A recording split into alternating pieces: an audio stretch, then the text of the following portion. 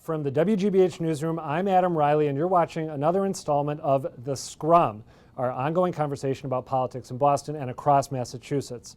I'm joined today, as I am many days, by WGBH's political analysts, David Bernstein and Peter Kadzis. David, I should mention, is also a contributing editor at Boston Magazine.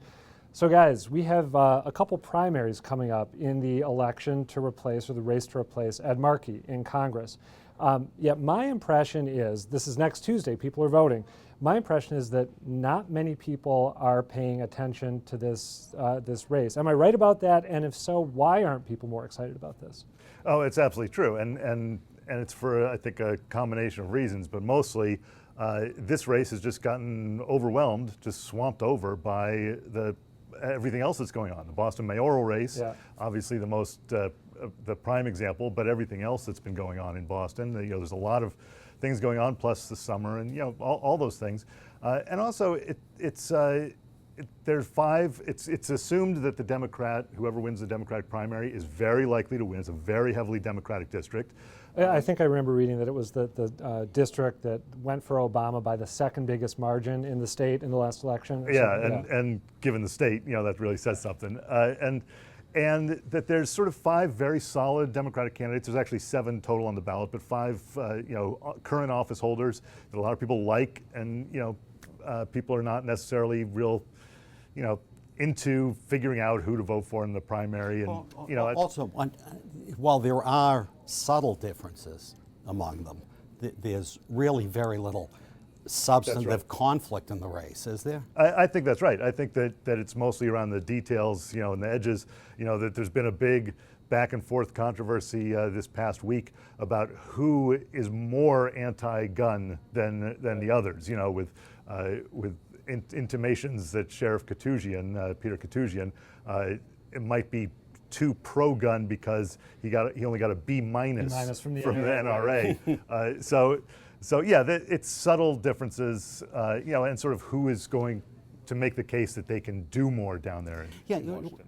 Go ahead. You were going to. Well, I was just going to ask really quickly: is the winner going to be the candidate who is able to sort of show that they have the purest liberal democratic or progressive bona fides, or not? I don't know about that.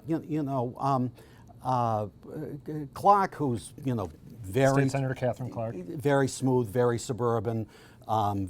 Very progressive. She's ahead at the moment, if the polls are to be believed. But the two that I find most interesting are Spilker, who Karen Spilker, State Senator, who has real legislative achievement. She would probably function very well in Congress. She knows how the back rooms work. And then there's, Will Brownberger, another senator, who is very much his own man, a very independent thinker. He's takes a leaf right out of John Quincy Adams' book to go back in history. How so? What do you mean? Well, for example, he's does not denounce the Supreme Court Citizens United decision on free speech grounds.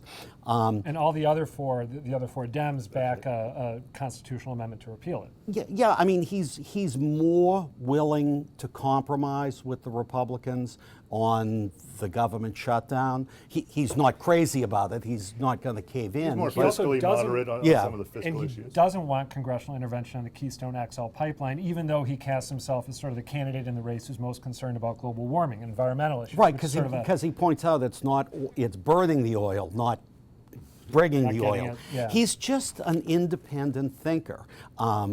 He shies away from the word iconoclast, but there aren't many of those in Massachusetts politics. Any chance that a Republican somehow manages to sneak in and pull off a Scott Brown after the primary? It seems very unlikely. It'll be interesting to see which of the three. There are 3 Republicans running. I believe all 3 have actually run before in that district. Tom Tierney got the nomination last time around against Ed Markey, but Mike Stopa has got some strong sort of institutional endorsements in the race, and then Frank Adavanola is another one who has made a bit of a name for himself. But also ran for Boston City Council and doesn't happen to live in the district at this point, right? 2 of those guys are pitchfork-wielding Ted Cruz disciples. Tom Tierney is a sort of old-fashioned Bill Weld, Leverett Saltonstall style Republican. He has a head and his shoulders. Just want to run one other thing up our intellectual flagpole here. Is it possible that people aren't paying attention to this race or aren't excited about it because there's just a ton of voter fatigue going all the way back to the Scott Brown, Martha Coakley race, then the Brown-Warren contest, the presidential race, obviously, and then the Markey-Gomez race, which already I think people are kind of tuning out in the midst of. What I would argue is that it's not so much voter fatigue on the part of the voters as opposed to the sort of institutional players. I think the media has a lot of election fatigue, and so they are sort of less inclined to try to dig in to yet another election and who are these candidates and doing profiles and so on. You know, fundraisers. It's been very tough for these candidates to raise the kind of money they expected to raise $1.5 million to $2 million each for the primary. They're struggling to get to $1 million. And also the activists, the sort of folks who make the phone calls, who go door to door, they're sort of worn out, as well as, you know, busy in Boston on the mayoral race. So I think it's more of those outside players. I think there is voter fatigue. I mean, too much democracy puts you to sleep. On that uplifting note, Peter Kadzis, as always, thanks for being here. David Bernstein, thank you for being here. Emily, back to you.